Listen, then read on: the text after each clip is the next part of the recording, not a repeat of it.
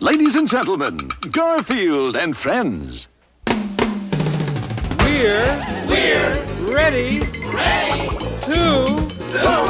party! We're ready to party, we're ready. I hope you bring lots of spaghetti. I'm scared. Come on in, come to the place where fun never ends. Come on in, it's time to party with Garfield and friends. Dancing, Fiesta! romancing, Siesta! samba, La Bamba! Ay caramba! Disguises! disguises, Surprises! surprises, And pies of pies of all sizes! Come on in, come to the place where fun never ends. Come on in, it's time to party with Garfield and friends. Come on in, it's time to party with Garfield and friends. Garfield and friends. Penelope's back today, folks. Some women just can't get enough of me.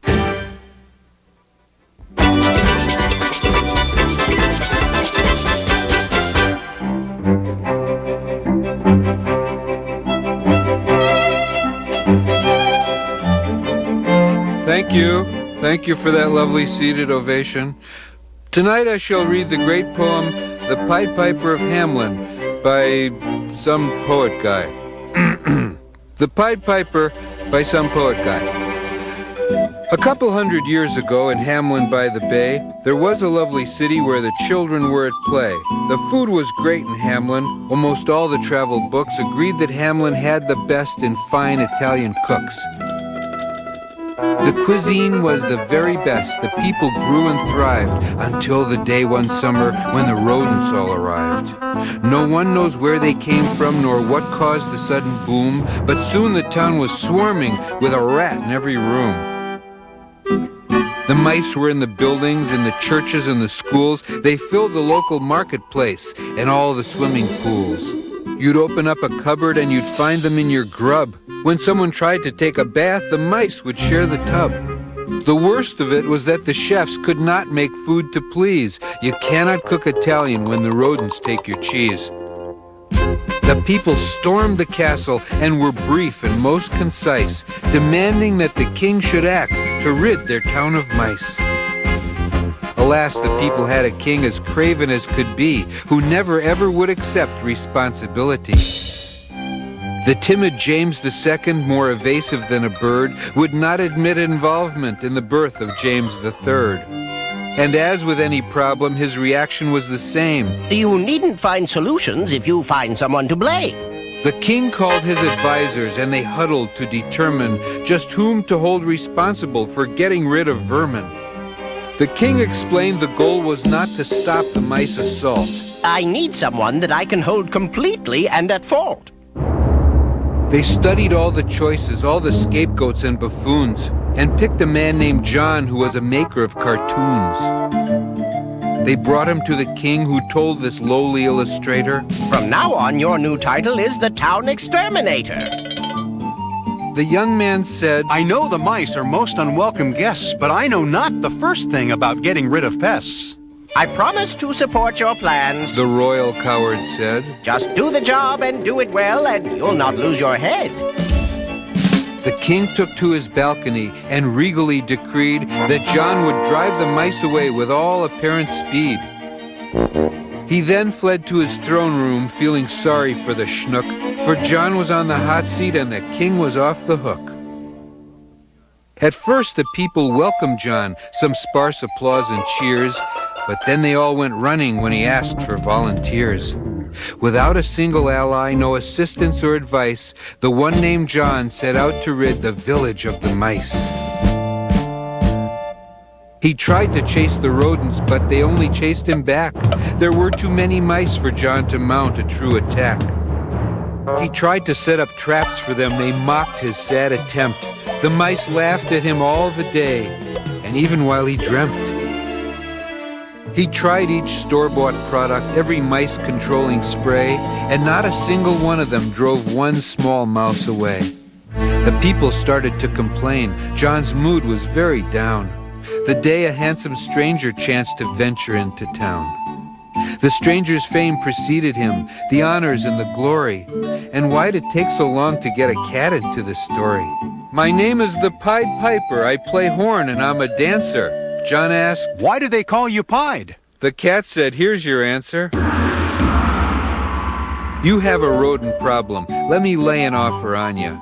I'll solve it if you'll pay me in spaghetti and lasagna. The king will surely pay that price. Thought John with gratitude. To get rid of the mice for just some cheap Italian food. And so the deal was confirmed, both parties satisfied. The piper took his pipe out and, of course, was quickly pied. His music had two strange effects in different neighborhoods. It caused the mice to get in step while humans threw baked goods. The rodents were all victims of his musical harangue. Most humans held their ears in pain and hurled a mean meringue. In spite of that, he went to work throughout the afternoon. The piper danced around the town and played his catchy tune. The rats came in all sizes, from the skinny to the wide, and fell in step behind the one continually pied. From everywhere in Hamlin, mice were dancing from their holes. The piper kept on playing, dodging bagels, cakes, and rolls. And soon he'd gathered all the mice in many shades and colors. They'd put the piper to the test. He'd pass with flying crullers. He led the mice right out of town. The people started cheering the minute that they realized the mice were disappearing. But none was quite as happy as the lad the king recruited. He'd solved the mouse dilemma without getting executed. But when he went to tell the king they owed the cat a meal, he found his highness not inclined to honor any deal. The king said, You may think it cheap for driving off the mice, but go and tell your piper that I will not pay his price. To do so would be to admit I had to get a hand. The people must believe their king was fully in command. He had the young man dragged away and ordered a parade, while John went down to tell the cat he'd not be getting paid. I promised you lasagna, but the king won't pay your fee. The piper wasn't too surprised. He said, Leave this to me. When I play the forbidden notes, and this is not a boast, I'll take away the beings that this town will miss the most. He made a strange adjustment to the valves upon his pipe and started in to play a tune of some uncanny type. The young man had a scary thought, and he was heard to say, You're going to take the children of the village all away. The piper stopped his brand new tune and said, You must be deaf. Who needs a bunch of children? I want every pasta chef.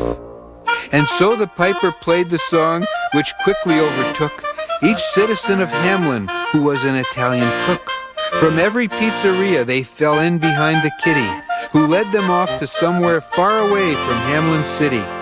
The people were so angry that they overthrew the king, the only time he'd ever taken blame for anything. They never saw the chefs again, but this much we can tell. Wherever the Pied Piper was, he sure was eating well. The end.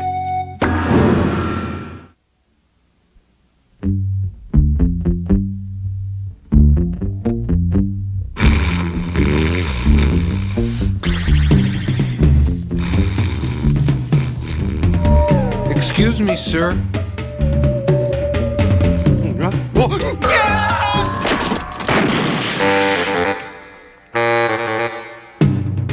That's what's known as burying the needle on the wake-up meter.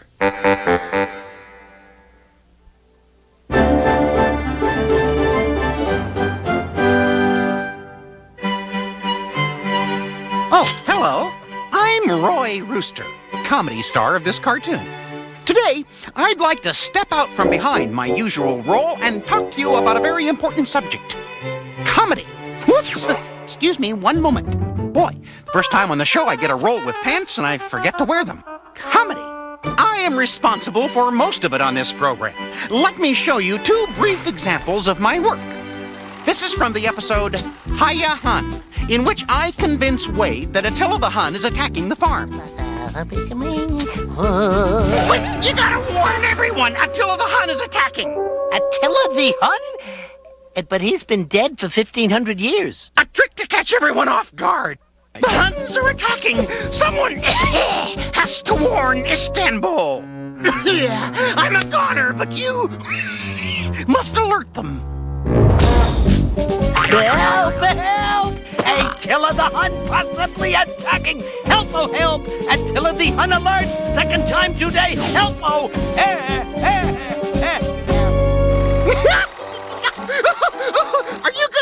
me that's not funny? And the best part was, I did it to him then and 3 more times in the reruns.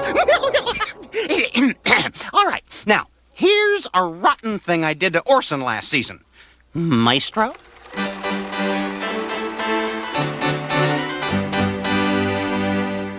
Beware of the splut. The splut is coming. What is the splut? 1 quart of milk, Roy, 5 cups of flour, have you seen these signs that say beware of the splut? 1 whole mess of sugar. What is the splut? What is what? The splut. I know, it's coming. I'm making a cake in honor of it. But what is it? What's what, Orson? Oh, never mind. I'll ask someone else.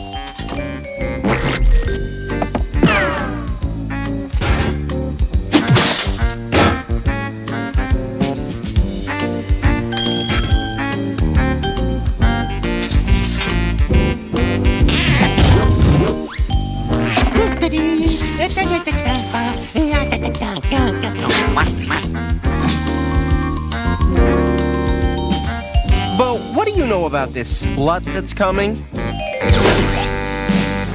Yes! Never mind. Happy splut, Orson! Now then, we all find these 2 scenes funny.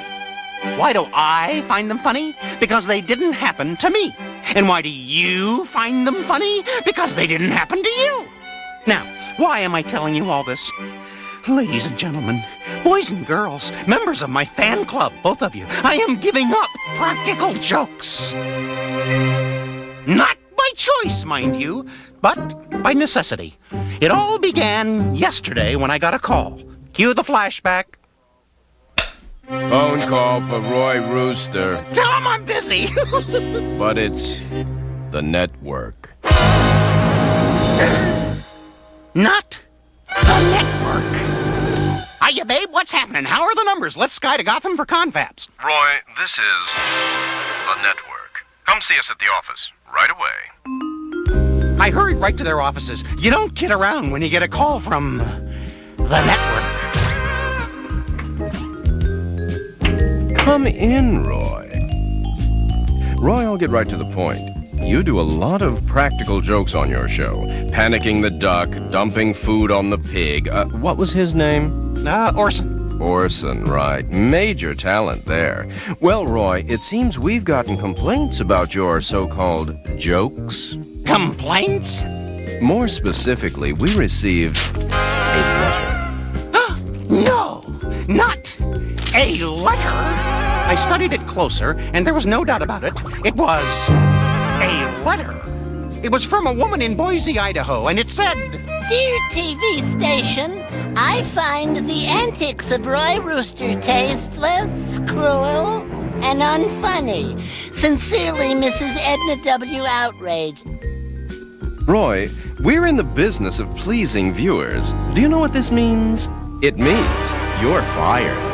No, you can't do this to me. Show business is my life. You can't cancel me. I don't want to be a trivia question, please. Well, maybe if you cut out the practical jokes. They're cut. They're gone. No more pies, no more lies, no more spluts. That's me, Wholesome Humor Roy. And you can stay.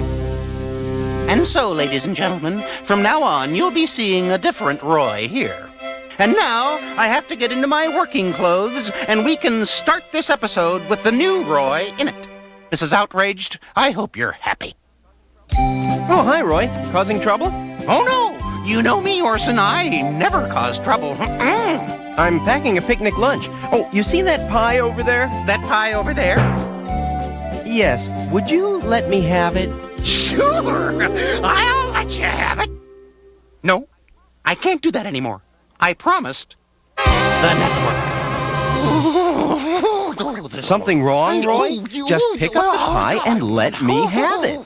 Hi, Roy. You haven't seen any scary things around here, have you? No, I haven't. Roy, what's wrong with you? You know where the pie belongs. Now pick it up and let me have it. No! I can't live like this. I can't do it. The strain is too much. I can't can't do it! I can't do it! I can't do it! Cancel me if you have to! Stick me on a show with the Buddy Bears! Practical joking is my life! I don't care if you get 2 letters or even 3 letters! I can't stop doing it! I can't! I can't! Roy, if you feel that way, as I said, if you feel that way, you can go back to practical joking. Orson, it's you? And me too. You know, Roy, you're right. Practical jokes are a lot of fun. As long as they happen to someone else. Come on, Roy, can't you take a joke? It doesn't look that way. I'll get you! You'll taste meringue, you network imposters! Yeah, well, Roy always was a very good sport. Where's a banana when you need one?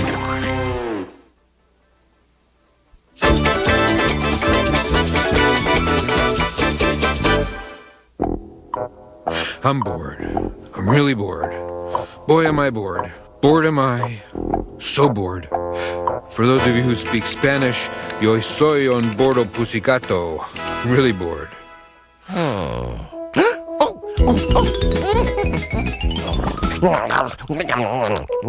No, I don't feel like eating lasagna. Besides, the only thing in the kitchen is John's old meatloaf. Yeah. No, I don't feel like taking a nap. No.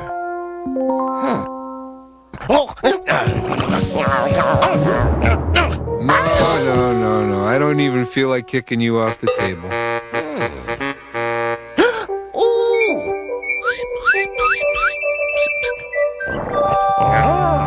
No, I don't even feel like going out and chasing birds. Chasing birds.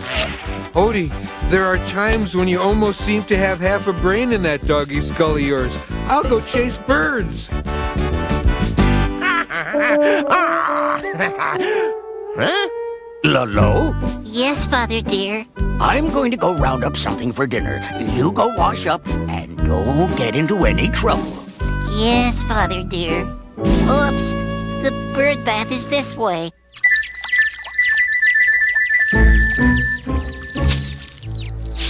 Super fast gelatin parfait dessert mix. I think I'll make a little bird pudding.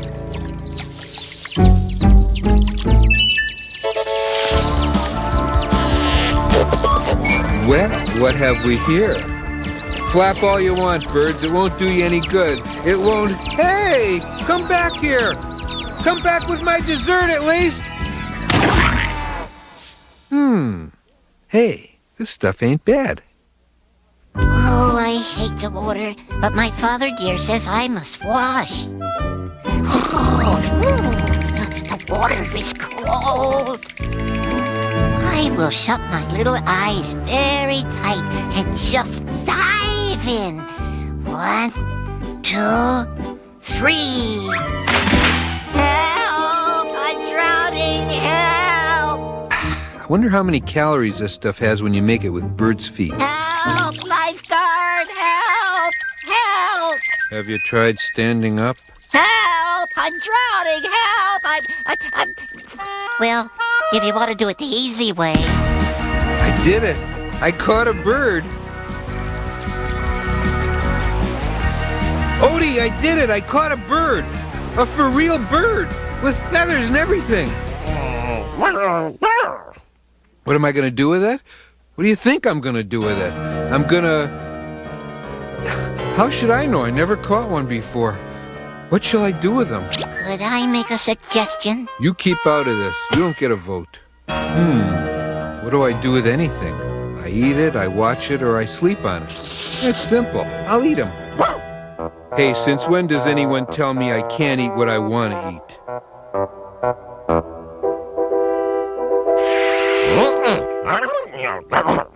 Odie, old pal, I want to eat the bird, and you don't want me to eat the bird. So there's only one way to settle this.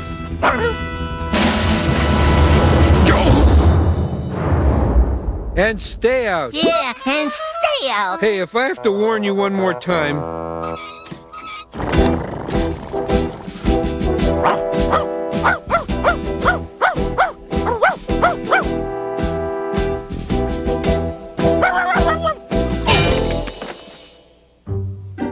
Okay, mealtime, Birdie. My name is Ludlow. Your name is Lunch. No lettuce and tomato?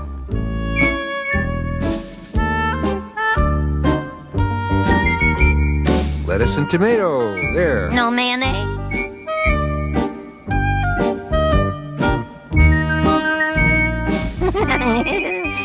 This tickles. No pickles, ketchup, or mustard?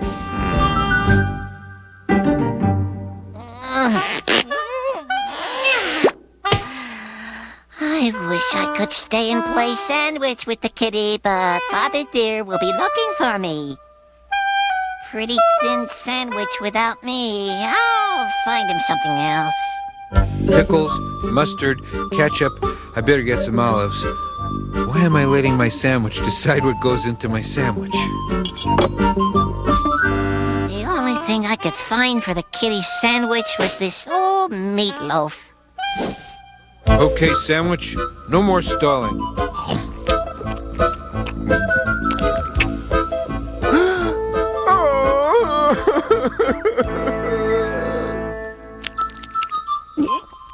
Gee, I thought he'd taste better than this. Almost tastes like John's old meatloaf. You'd think a cute little fella like that would... No, don't think like that. He was a bird. A cute, harmless little birdie. Oh, now my stomach hurts. I must have eaten someone who disagreed with me. Ludlow? Ludlow, where are you? Odie, this is all your fault. Yes, yours. You suggested chasing birds. Because of your suggestion, I made a sandwich out of that cute little bird named Ludlow. What? You what? What? You ate my Hold it. boy? Get out of this. I'll take this. What are you doing? Stop it! Hey! Why is my Father Dear doing that to the kitty cat? Ludlow, son, you're okay. You haven't been harmed. I wish I could say that. Come on, I'm not letting you out of my sight again, son. Goodbye, Mr. Kitty Cat. Let's play again sometime. I'm bored. I'm bored and I'm injured. Injured and bored. I couldn't move a toenail if my life depended on it. Garfield! Come on in, Garfield. Time to carve the bird. Bird? Carve the bird? No! I don't understand the cat. I don't try. I just let him live here.